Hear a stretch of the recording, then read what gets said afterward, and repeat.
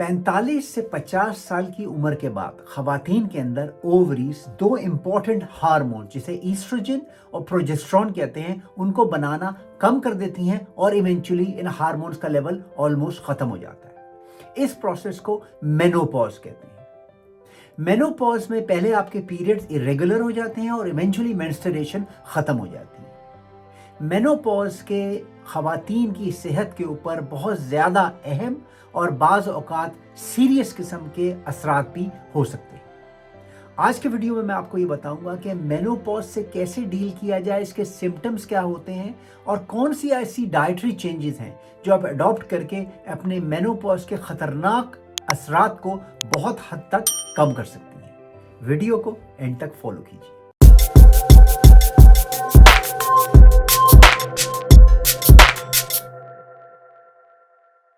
Oestrogen और progesterone खवातीन की बॉडी के दो अहम हार्मोन्स हैं जिन पे डे टू डे फंक्शन का बहुत ज़्यादा इन्हिसार है और जब ये हार्मोन्स मेनोपॉज के बाद कम हो जाते हैं तो इससे खवातीन की सेहत पे बहुत असर पड़ता है। जो कॉमन सिम्टम्स हैं मेनोपॉज के उनमें सबसे बड़ा है हॉट एंड कोल्ड फ्लशेस। एकदम से बैठे बैठे गर्मी लगती है, सारी सारी रात पसीना आता है, आंख खुल जाती है नींद से क्योंकि हॉट और कोल्ड फ्लशेस हो रहे होते हैं। ये चीजें एंग्जाइटी और डिप्रेशन और लो मूड का बॉयस बनती हैं। ईस्ट्रोजन और प्रोजेस्टेरॉन की कमी की वजह से आप एक डिप्रेसिव साइकिल में जा सकती हैं और एंग्जाइटी शुरू हो जाती है।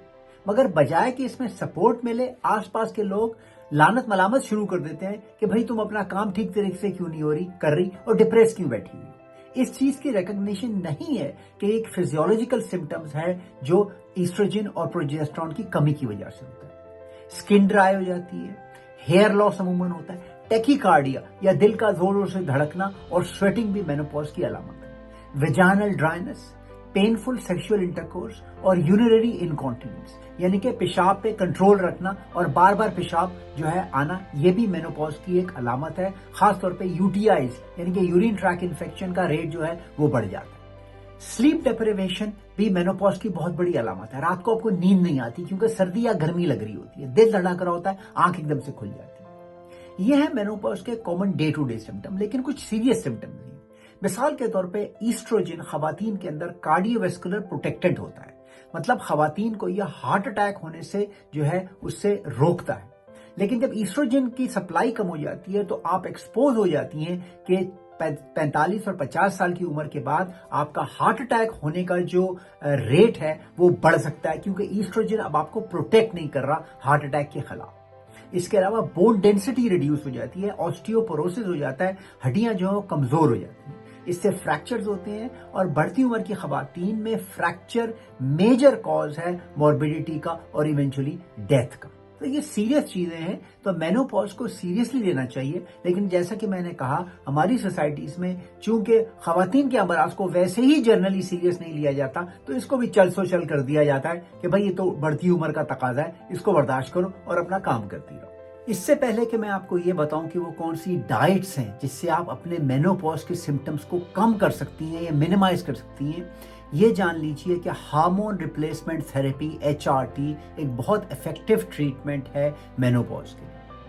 हार्मोन रिप्लेसमेंट थेरेपी के खिलाफ ये कहा जाता है कि इससे ब्रेस्ट कैंसर का खतरा हो सकता है, या क्लॉट्स जो है बन जाते हैं टांगों में या लेग्स में, उसका खतरा हो सकता है, या कुछ दूसरी प्रॉब्लम्स हो सकती हैं। लेकिन इन प्रॉब्लम्स का रिस्क बहुत लो है। आप अपने डॉक्टर को जरूर कंसल्ट कीजिए। अगर आपकी फैमिली हिस्ट्री ब्रेस्ट कैंसर की नहीं है, क्लॉट्स की नहीं है या प्रीवियस प्री डिस्पोजिंग फैक्टर्स नहीं है तो आपको जरूर HRT या हार्मोन रिप्लेसमेंट थेरेपी पे जाना चाहिए, क्योंकि एक लाइफ चेंजिंग चीज हो सकती है उन खवातीन के लिए जिनको सीरियस मेनोपॉजल सिम्टम्स होते हैं। अब आइए आगे देखें कि आप अपनी बॉडी को कैसे प्रोटेक्ट कर सकती हैं मेनोपॉज के खिलाफ बढ़ती हुई उम्र के साथ। पहली चीज जो आपको जाननी चाहिए वो है एड्रीनल हेल्थ। हमारी किडनीज के ऊपर दो ग्लैंड्स होते हैं जिसे एड्रीनल ग्लैंड्स कहते हैं। अच्छी खबर यह है कि एड्रीनल ग्लैंड्स भी हार्मोन प्रोड्यूस करते हैं जिन्हें एंड्रोजेंस कहते हैं। एंड्रोजेंस बॉडी में जाके ईस्ट्रोजन में कन्वर्ट हो सकते हैं और ये मैकेनिज्म मेनोपॉज के बाद भी चल सकता है। तो अगर आप अपने एड्रीनल ग्लैंड्स की फिक्र करेंगी, उनका ख्याल रखेंगी, तो हो सकता है उससे इतनी एस्ट्रोजन पैदा हो जाए कि आपके मेनोपॉज के इफेक्ट को कम कर दे। अब एड्रीनल कभी भी इतनी एस्ट्रोजेंस तो नहीं पैदा कर सकती जितनी आपकी ओवरीज करती थी, लेकिन फिर भी अगर आप एड्रीनल हेल्थ का ख्याल रखेंगी तो आप देखेंगी कि आपके सिम्टम्स कम हो सकते हैं और आप बढ़ती उम्र के बावजूद भी सेहतमंद, खुश और तवाना रह सकते हैं। तो आइए अब देखें कि अपनी एड्रीनल हेल्थ को कैसे मेंटेन रखना है। पहला स्टेप ये है, अपनी बॉडी को कोलेस्ट्रॉल सप्लाई कीजिए, क्योंकि जो चीज आपकी एड्रीनल एंड्रोजेंस और आगे जाके ईस्ट्रोजेंस को बनाने में प्रोड्यूस करेगा वो है कोलेस्ट्रॉल। अपनी डाइट में कोलेस्ट्रॉल को बढ़ाइए। अमूमन तौर पर ये कहा जाता है कि जी कोलेस्ट्रॉल कार्डियोवैस्कुलर हेल्थ के लिए बुरा है, इससे हार्ट अटैक हो सकते हैं, लेकिन अगर आपको पता हो कि किस तरह का कोलेस्ट्रॉल खाना है और किस मिकदार में खाना है तो आपकी सेहत के लिए बेहतरीन है।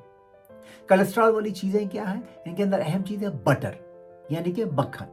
अगर आप ताजा अच्छा बना हुआ मक्खन जो ऐसी गाय से आता हो जो ग्रास फेड हो, जो सेहतमंद गाय हो, तो वो बटर आपकी बॉडी को कोलेस्ट्रॉल सप्लाई करेगा। आप बटर को कॉफी में मिक्स कर सकती हैं, जो बेहतरीन कॉम्बिनेशन है। थोड़ा सा मक्खन लेके कॉफी पे डालिए, या थोड़ा सा मक्खन लेके जैसे आप स्टर फ्राई चीजें कर रही हैं वो थोड़े से मक्खन में स्टर फ्राई कर लें, या आपने थोड़ा सा मक्खन लेके अपने ब्रेड के ऊपर लगा लिया। आगे जाके मैं बताऊंगा कि किस तरह की ब्रेड इस्तेमाल करनी है, लेकिन बटर बेहतरीन सोर्स है कोलेस्ट्रॉल का। इसके अलावा जो गुड क्वालिटी फैट्स होते हैं, जैसे अवाकाडो हो गए, ऑलिव ऑयल हो गया, नट्स हो गए, ये बेहतरीन सोर्स है अच्छे कोलेस्ट्रॉल।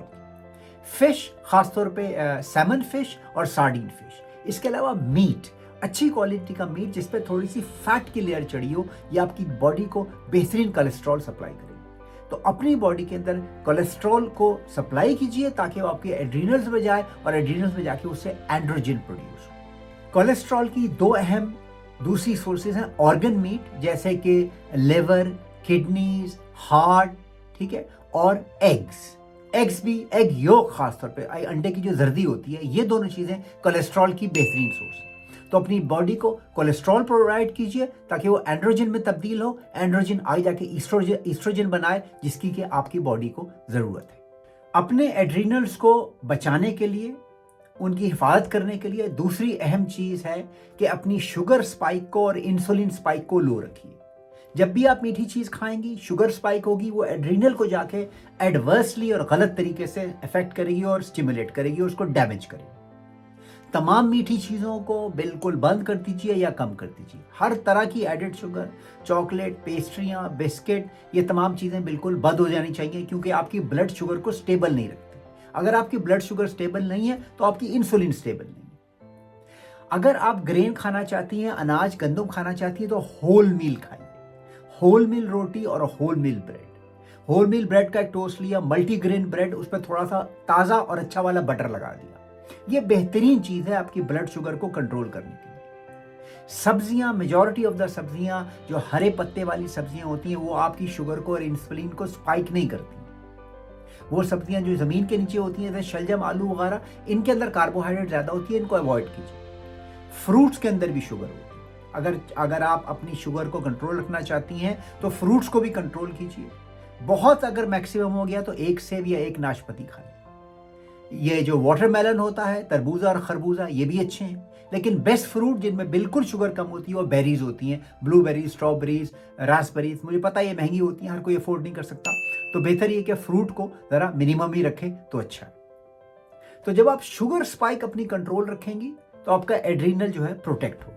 तीसरी और अहम स्ट्रेटेजी जो एड्रीनल प्रोटेक्शन के लिए है वो ये है कि ऐसे खाने खाइए जिसमें ईस्ट्रोजन, जिससे आपको सप्लाई हो सके। कुछ ऐसे खाने होते हैं जो कुछ अमाउंट में, स्मॉल अमाउंट में आपकी बॉडी को ईस्ट्रोजन सप्लाई कर सकते हैं। इनको फाइटो ईस्ट्रोजन फूड्स कहते हैं। इसके अंदर कौन कौन से खाने हो गए, जैसे कि सोया प्रोडक्ट्स, सोया मिल्क या टोफू जिसे कहते हैं। इसके अलावा कुछ सीड्स जैसे कि फ्लैक्स सीड्स और सेसमी सीड्स बेहतरीन है। ड्राई कंडीशन में आपको सस्ते मार्केट से फ्लैक्स सीड और सेसमी सीड मिल जाएंगे, जो आप अपने सीरियल पे या अपने खानों पे छिड़क के इस्तेमाल कर सकते हैं। दालें भी फाइटो ईस्ट्रोजन की एक सोर्स है। किसी किस्म की भी दालें हो गए, चने हो गए, बीन्स हो गए, काले चने, सफ़ेद चने, उसके अलावा दूसरी मुख्तलिफ किस्म की जो दालें होती हैं मुनासिब अमाउंट में, ये आपकी बॉडी को फाइटो ईस्ट्रोजन सप्लाई कर सकती है। कुछ जड़ी बूटियां अगर आपकी कम्युनिटी में अवेलेबल हैं, बेहतरीन होती हैं, मसलन अश्वगंधा।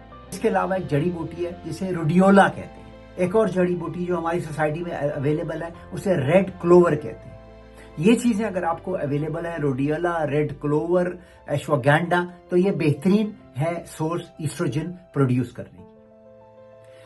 अपनी बॉडी को हाइड्रेट रखिए और सॉल्ट प्रोवाइड करके रखिए। अगर आपको ORS जैसी चीजें अवेलेबल हैं या हिमालयन सॉल्ट, पिंक जो सॉल्ट होता है, वो थोड़े से गर्म पानी में, नीम गर्म पानी में आप डाल के इस्तेमाल कर सकती है दिन में 1 गिलास, तो ये आपकी बॉडी को हाइड्रेट रखेगा और आपकी बॉडी को जो है हार्मोनल बैलेंस में रखेगा। इट गोज विदाउट सेइंग कि मेनोपॉज के बाद एक्सरसाइज आपके लिए वाइटल है, आपके हार्ट को प्रोटेक्ट करने के लिए और आपकी बोन्स को स्ट्रॉन्ग करने के लिए। जैसे कि मैंने पहले बताया था, हार्ट और बोन्स खवातीन में हाई रिस्क होते हैं मेनोपॉज के बाद।